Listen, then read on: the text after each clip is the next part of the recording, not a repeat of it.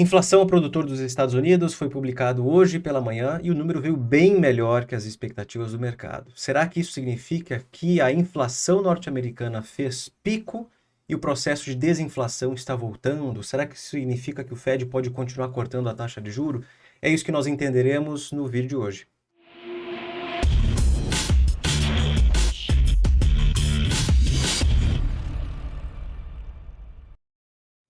Antes de começarmos, peço para vocês deixarem um like nesse vídeo, inscreva-se aqui no canal e, obviamente, não perca o acompanhamento do CPI, o relatório de inflação dos Estados Unidos, que sai amanhã de manhã às 10h30 no YouTube. Eu estarei ao vivo mais cedo do que isso, porque eu gosto de preparar vocês para o que pode acontecer no dia, quais são as expectativas e o que o mercado está precificando.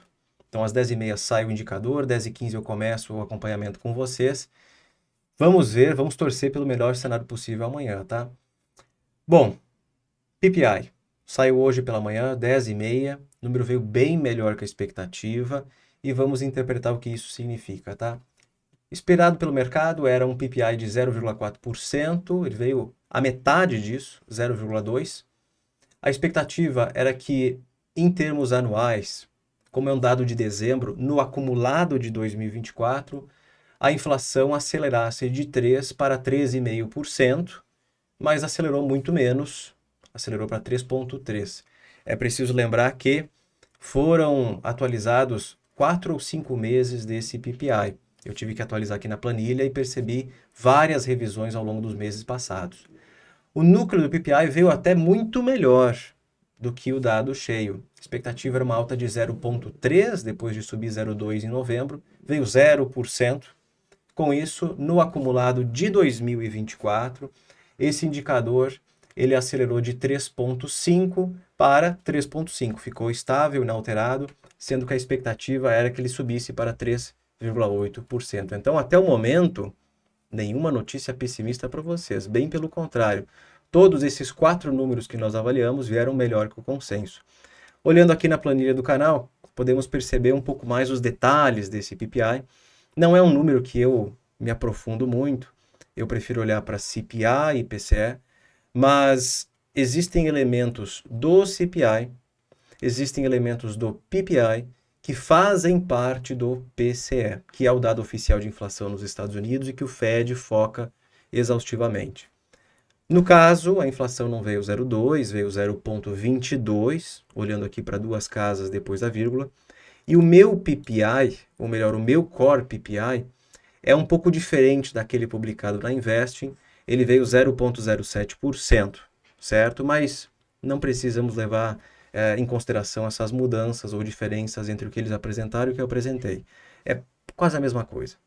De qualquer maneira, os números vieram melhores que a expectativa. 0,22 é o melhor número de PPI desde outubro. Reparem que novembro foi feio.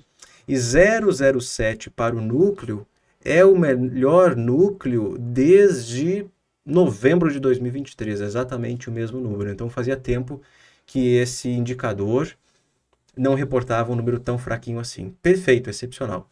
É bem provável que, com os números vindo abaixo da expectativa e as leituras vindo super boas, o mercado reagiu positivamente a isso, com toda certeza. Foi exatamente o que aconteceu. O S&P 500 ganhou força, Nasdaq ganhou força, Russell ganhou força, dólar caiu, juro aliviou, mas esse movimento não durou tanto tempo. Como vocês podem ver, S&P voltou lá para os 5.920 pontos, olhando aqui para o índice futuro, Nasdaq deu uma acelerada, Russell também, mas praticamente voltaram para o 0 a 0, Russell continua positivo, S&P está subindo 0,08, Nasdaq caindo 0,08, inalterado. O dia em si para ativos de risco, esses três aqui, começou de um jeito, teve ali toda essa emoção durante o pregão e vai terminar o dia aparentemente no 0 a 0. Qual a interpretação que eu tenho disso? Amigos, CPI é mais importante que PPI. Esquece. PPI é um dado que a gente avalia, com certeza, mas nem se compara com os impactos que um CPI bom, ruim, pode ter no mercado no dia de amanhã. Então, quando eu vi ao longo da semana passada que o PPI seria publicado antes do CPI, eu putz, não gosto muito disso porque deixa o pessoal muito ansioso e às vezes ele engana na análise para o mercado. De qualquer maneira, temos aqui os investidores esperando o CPI de amanhã, DXY dando uma aliviada hoje, que maravilha, 0,17 de queda, mas o juro não está nem aí. O juro de 10 anos subindo 0,15%, até poucos minutos atrás, encostado em logo acima de 4,8%, certo? Então, calma. PPI veio melhor, mas também não mudou o cenário. Na introdução ao vídeo eu perguntei, eu disse assim: será que isso faz o Fed mudar de opinião em relação ao número de cortes na taxa de juros em 2025? Não, não vai mudar absolutamente nada. Voltando aqui para a planilha, reparem outra coisa que eu gosto de fazer. Primeiro, eu avalio de que maneira o dado veio em relação à expectativa. A diferença entre expectativa e realidade. Veio muito acima, veio abaixo, veio muito abaixo ou veio de acordo com o esperado? Veio bem abaixo do consenso. Mas reparem que, em termos anuais, o filme do PPI não é muito bacana. Então, ele fez fundo lá em junho de 2023, há um ano e pouco atrás, a 0,30% e desde então acelerou para os 3,3% que ele se encontra hoje. Olhando para o núcleo do PPI, que lembrando é um pouco diferente do núcleo que vocês viram ali no Investing, ele também está em 3,3%, ele está estável há mais de um ano. Então, se eu tivesse que interpretar esse número aqui para vocês, que é diferente da leitura mensal, esse número na direita, esse gráfico na direita, o que nós vemos é uma inflação persistentemente mais alta. Mas ponto final. Não é o dado oficial de inflação do Fed, não significa que o mundo acabou, mas a leitura é uma inflação persistentemente mais alta e acima da meta do Fed, tá? Reparem que antes do Covid, esse era um dado que permanecia ali perto de 2% na média no seu histórico. Tá? Em alguns momentos até mais alto, como vocês estão vendo, em 2018. Aqui o Fed estava aumentando a taxa de juros, viu? A PPI na época estava na casa de 3,2%, 3,3%. Hoje é a mesma coisa, tá? Claro que isso não é tão relevante quanto os outros dados de inflação, mas olha só o exercício que eu fiz. Olhando aqui para o que o Nick Timiraos publicou no Twitter, ele disse que o dado de inflação preferido do Fed, que é o PCE, ele usa fontes que vêm do PPI e do CPI. Então, tem métricas dentro desses dois dados de inflação que vão para o PCE, principal dado de inflação dos Estados Unidos. Então, por isso que as pessoas dão atenção para CPI e PPI, por mais que não seja um dado oficial. Por mais que o PPI tenha vindo abaixo da expectativa na terça-feira, alguns componentes dele que fazem parte, que alimentam o PCE, vieram firmes em dezembro. E firmes para não dizer que subiram, que pioraram, tá? Vieram firmes. Principalmente o aumento das passagens aéreas domésticas, tá? Então isso pode ter algum efeito na inflação norte-americana. Aqui temos as expectativas de diferentes bancos para o CPI dessa quarta-feira.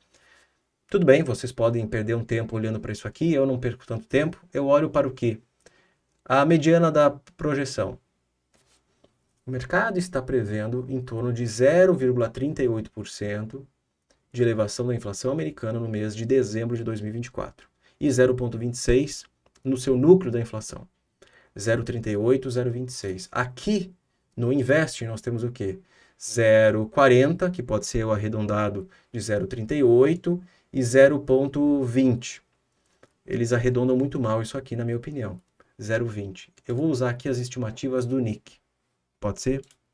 Colocando essas estimativas aqui na planilha do canal, uma inflação de 0,38 no mês de dezembro e uma inflação de 0,26 no núcleo do CPI no mês de dezembro também, isso leva a inflação dos Estados Unidos para que tipo de nível? Para onde ela vai? Reparem que, assim como o PPI, o CPI ele fez fundo alguns meses atrás, ali na casa de 2,41%, que é acima da meta de inflação do Fed, e de lá para cá está reacelerando. Foram nesses meses aqui que nós tivemos algumas leituras ruins da inflação dos Estados Unidos. Para quem acompanhou as lives aqui no YouTube, quando nós avaliávamos o dado ao vivo, percebiam que em nenhum desses momentos o CPI veio acima do esperado. Ele veio de acordo com a expectativa, só que a expectativa já era ruim. Primeira coisa que eu faço é avaliar o que o mercado espera e qual a diferença entre essa expectativa e a realidade. Nossa, veio muito acima, veio muito abaixo ou veio igual. Depois eu esqueço o mercado, eu esqueço o que os bancos achavam, eu vou para a minha planilha. Eu quero entender se esse número é bom ou ruim. Então reparem que desde fim do ano passado, quando era para a inflação americana desacelerar um pouco além do habitual por conta de fatores sazonais, isso não aconteceu, veio pior, tá? 0,38 é um dos piores dados de CPI desde março de 2024.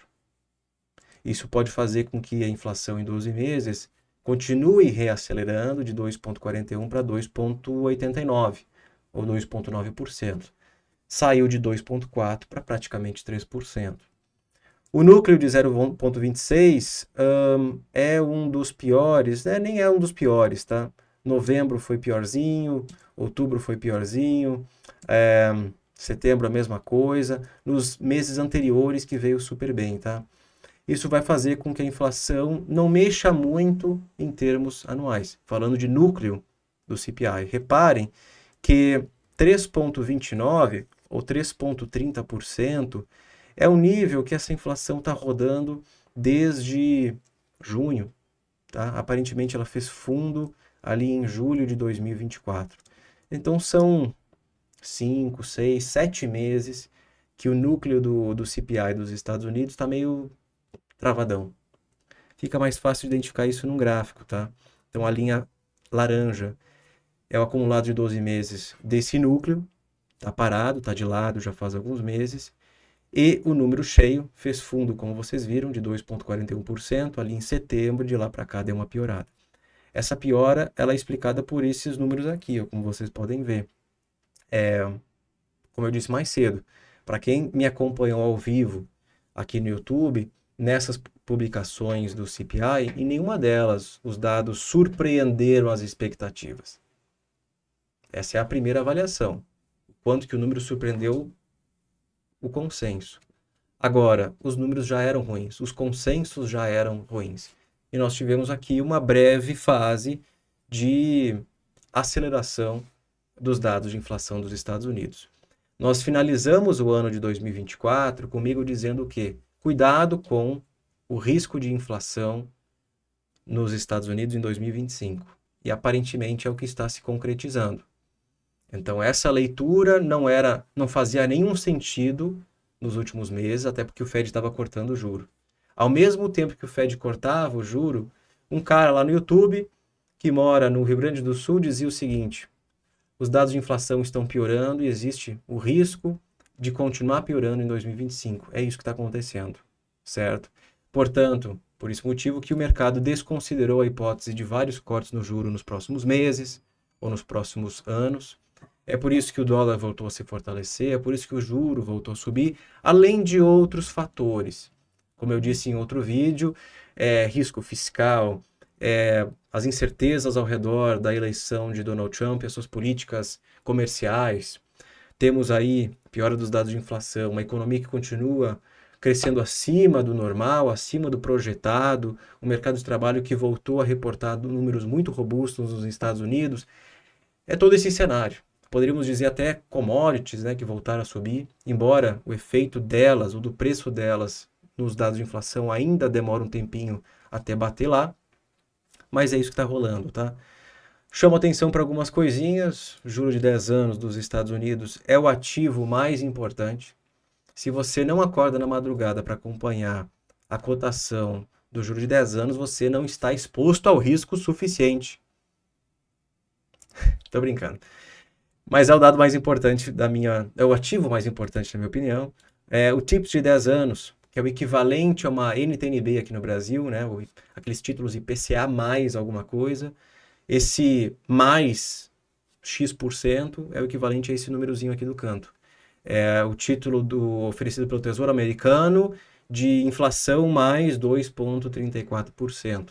Quanto mais alto esse juro aqui, maior a expectativa do mercado de que no longo prazo a taxa de juro real precisa ser elevada para conter o processo inflacionário, para desacelerar a economia, desacelerar a atividade, tá? Então são duas coisinhas que a gente acompanha hoje. Isso ajuda a explicar o porquê de parte desse estresse na curva de juros do Brasil, obviamente não tudo, temos questões domésticas muito fortes e preocupantes que afetaram o mercado em novembro e dezembro, mas agora lá fora tá fedendo um pouquinho, tá? E por isso está impactando aqui o mercado brasileiro. Vou dar um giro aqui nos ativos que vocês sabem que eu acompanho. Então, commodities, um pequeno alívio no petróleo hoje, petróleo Brent voltando para $80, o WTI voltando para 76,5, tá? O que mais? Alumínio 2.500, cobre 4,34 dólares o pound, travado na média de 200 dias. O ouro, quando bate acima de 2.700 dólares, ele logo cai, ele não consegue ficar muito acima disso, como vocês estão vendo. Está de lado desde setembro do ano passado, já são quase 5, 6 meses. O que mais eu poderia citar aqui para vocês? Olhando para expectativas de corte de juro nos Estados Unidos esse ano, o mercado está ali optando por esperar entre 1 ou 2 cortes na taxa. Quem assistir esse vídeo daqui uns 6, 7, 8, 10 meses vai dizer, nossa, que cara burro, olha só. Como no caso, no final das contas, algo completamente oposto ao que se esperava aconteceu. Hoje, ganhar dinheiro no mercado americano, ou melhor, não hoje, nos últimos 2, 3 anos, as maiores oportunidades de alocação nos Estados Unidos aconteceram quando o investidor ele operou contra o esperado. Então, quando se esperava 1 trilhão de cortes na taxa de juros, quem apostou que o Fed ia cortar pouco, ganhou dinheiro. Quando o Fed dizia que ia cortar menos, higher for longer, quem apostou no contrário, o Fed vai cortar várias vezes, ganhou bastante dinheiro. Outras coisas também deram dinheiro, tá? Então que a inflação ia subir, que a inflação ia cair, que a economia ia acelerar, que ia desacelerar, que a economia ia entrar em recessão, que agora ela está sobreaquecida. Essas diferenças extremas de calls, né? de expectativas, de previsões, abriram oportunidades de alocação. O que mais? Expectativas de inflação nos Estados Unidos, como eu mencionei para os membros hoje de manhã, e até postei no Twitter, tá? Twitter, X, como vocês quiserem. Acima de 2,52% é o maior nível das expectativas de inflação do mercado para 5 anos desde o pré-crise bancária, ali pelos primeiros dias de março de 2023. Logo depois deu a crise dos bancos, o mercado precificou que o Fed ia cortar emergencialmente a taxa de juros, que a economia ia entrar em recessão e, portanto, as expectativas de inflação corrigiram abruptamente de 2,7%, que era um nível preocupante, para mais ou menos 2,1%, 2,2%. Então, hoje a narrativa é que o Fed não vai cortar muito juro, porque a economia está resiliente, está robusta, e a inflação deu uma piorada, né? Por isso as expectativas elas subiram. Assim, não quer dizer muita coisa. A única coisa que isso diz é o Fed não vai cortar muito. Se por acaso esse número se aproxime de 2,7% ou até 3%, aí a história muda. Porque a última vez que o Fed se desesperou foi quando bateu 3%. Tá? O que precisa acontecer para o break-even de 5 anos bater em 3%? Os dados de inflação precisam piorar demais. Isso pode acontecer num cenário muito adverso, tipo um choque no mercado de petróleo. O petróleo sai de 80 para 120 dólares. Pode acontecer, mas não é algo que a gente consegue estimar hoje. Dependeria de uma catástrofe geopolítica, certo? Temos que esperar também entender de que maneira as políticas de impostos, tarifas do Trump vão impactar preços. Hoje é dia 14, faltam poucos dias para a posse dele. Temos que esperar até lá e até as suas políticas serem publicadas e elas trazer algum efeito nos indicadores macroeconômicos, tá? Mas do mais é isso. Então a leitura que nós temos da variação mensal do PPI é ótima. veio abaixo da expectativa não só o seu núcleo como o número cheio, mas espera, jovem, espera o CPI de amanhã. E pelo que vocês viram aqui, existem componentes tanto do CPI quanto do PPI que fazem parte, que alimentam o PCE. E a leitura que se tem é que alguns componentes do PPI vieram muito elevados, muito altos na variação de hoje e que podem ter um efeito ruim no PCE do próximo mês. É isso. Agradeço a participação de vocês, deixa o like nesse vídeo, inscreva-se no canal e não perca amanhã, 10h15 aqui no YouTube, acompanhando ao vivo o CPI. O dado esse que pode trazer um forte movimento no mercado global. S&P 500 vem corrigindo desde o finzinho do ano passado, esse movimento pode continuar caso os dados venham muito ruins, ou pode se reverter. Eu ficaria muito interessado em encontrar oportunidades de compra em S&P 500 futuros, se por acaso os números vierem muito bons. Mas esperem, até amanhã. Obrigado e até mais.